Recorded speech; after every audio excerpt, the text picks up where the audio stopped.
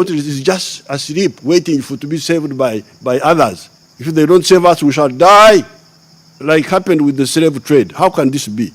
Slave trade went on here for 400 years. These idiot chiefs were here just putting on monkey skins and so on, looking like clowns.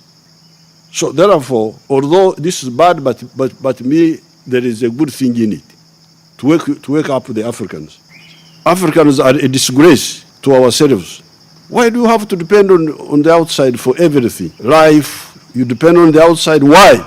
This pandemic has brought out some good efforts like this one here, but also brought out bad things in the world. However, me, I like the bad things. I like it's bad, but somehow it wakes up the Africans. Africans sleep too much. You know my orientation. I have never believed in independence. For the last 60 years, I've been struggling against that. In the government, when we were outside the government, in the resistance, we were always striving to depend on ourselves. Therefore, this unfortunate phenomenon where people have vaccines and they say, no, we must first vaccinate our own people. That's unfortunate, but I like it because it wakes you Africans. Africans are a disgrace to ourselves. Why do you have to depend on the outside for everything? Life, you depend on the outside. Why? So even before this crisis, I was always struggling with our people. Ebola started here. We are the ones who suffered from Ebola.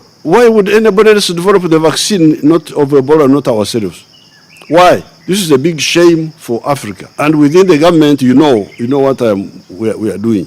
We must develop, and we are developing with our funding, Uganda government funding, a pathogenic industry to make even business out of our diseases. If we are the ones with the diseases, why don't we make a business out of them at the same time as we provide the cure?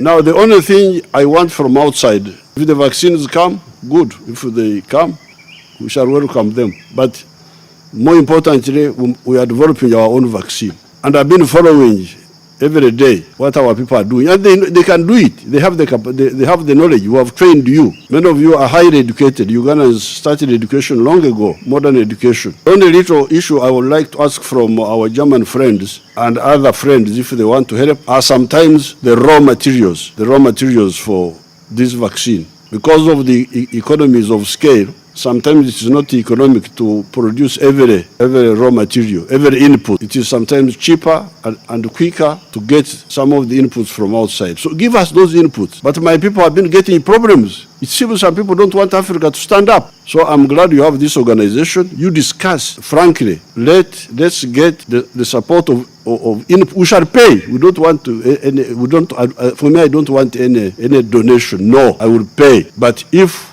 I want my people, for instance, I will give you one example. My people wanted cells to grow the virus here. These cells apparently originally came from the African green monkey. Apparently the green monkey has got some cells which are good for growing the virus. So clever outsiders took the cells and multiplied them. So when I quarreled with my people, you people, how can you sit here as if you are imbeciles? That we are dying, we are waiting for foreigners to come and save us. We shall die until the foreigners come to save us. What sort of people are you? And you are trained in the orientation, the slave mentality. My people now started trying to get the cells now. They are nowhere in Africa. You can imagine in the whole of Africa, there were no these green monkey cells, which originally came from Africa. And my people started looking here, looking there. A lot of struggle. And some were wondering, you Africa, what do you want the cells for?